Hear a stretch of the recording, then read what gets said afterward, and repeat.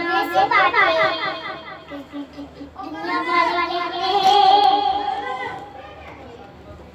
जब बेटा पैदा होता है तो दुनिया वाले कहते हैं कि बाप खिलाता था बाल पैदा हो गया है।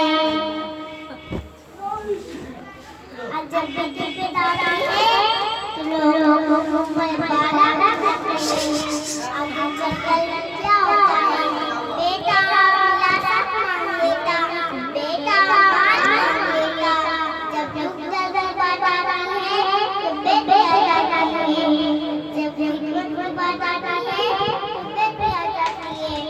अल्लाह ताला जब फरमाते हैं जब बेटा पैदा होता है मैं कहता हूँ जा बाप का बाजू बन जा।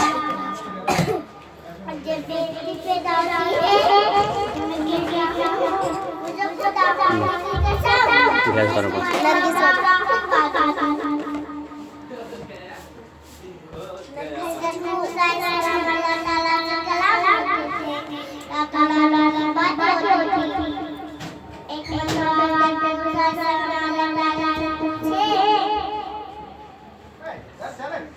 चलो हो जाए, डर जाओ।